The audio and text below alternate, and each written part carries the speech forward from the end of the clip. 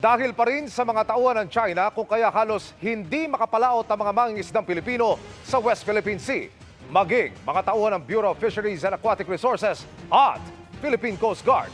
Hindi nakaligtas sa pagtaboy ng China Coast Guard. Nakatutok live si Rafi Tima. Rafi.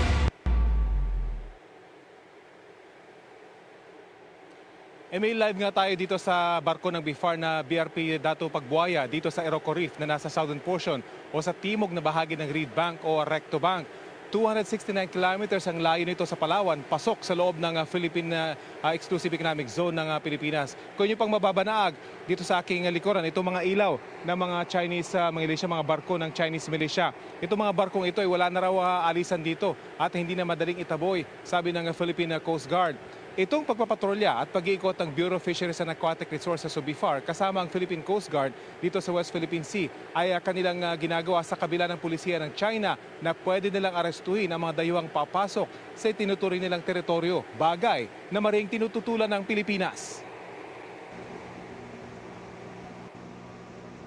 Wala mang ginawang pangaharang, mahigpit na binantayan ng China Coast Guard ang bawat galaw ng aming sinasakyang barko ng BIFAR na BRP Dato Pagbuaya.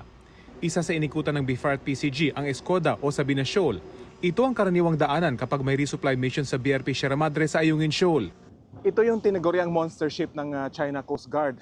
3 beses itong mas malaki sa pinakamalaking Coast Guard ship ng Amerika at 5 beses na mas malaki kaysa sa ating pinakamalaking Coast Guard ship, ang Teresa Magbanwa, na kanyang binabantayan dito sa may Sabina Shoal. Matagal na itong monster ship na ito ng China dito at binabantayan hindi lamang ang ating barko, kundi yung mga mangingisda na kumukuha ng kabuhayan dito sa Sabina Shoal. Sa Sabina Shoal, namigay ng krudo ang BIFAR at PCG habang mahigpit na binabantayan ng mga maliliit na rubber boat ng China Coast Guard. Sa isang punto, magkaharap ang inflatable boats ng PCG at CCG habang nagpapakarga ng gasolina ang mga mangingisdang Pinoy. Paulit-ulit din ang radio challenge ng CCG, pero dito pinansin ng BIFAR.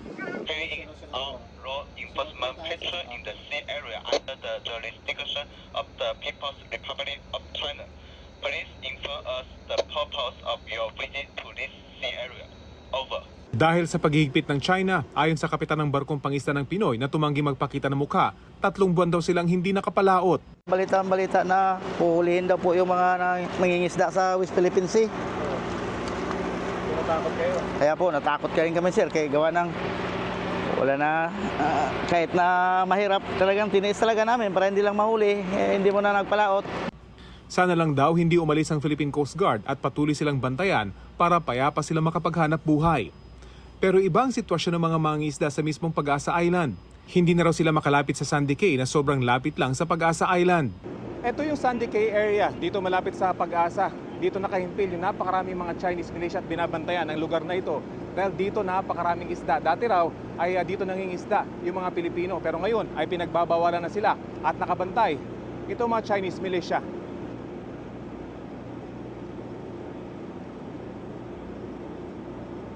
Mahigit 30 ang mga barko ng Chinese militia at isang China Coast Guard ang tila nakastasyon na dito at di na umaalis. Lahat ng lalapit, agad nilang tinataboy. Sa pag-ikot ng BIFAR at PCG sa lugar, binuntutan at pilit pinaalis kami ng rubber boat ng China Coast Guard.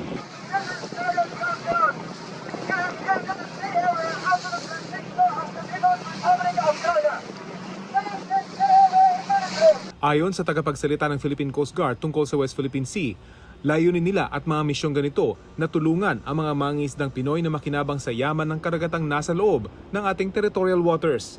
Ang bantang pag-aresto ng China, wala pa naman daw nangyayari. On the part of the Philippine government, we are still asserting our position in these waters. Wala pa naman tayong nababalitaan or na i-report ang ating mga kababayang mangingisda na sumailalim sila sa ganitong harassment ng Chinese Coast Guard.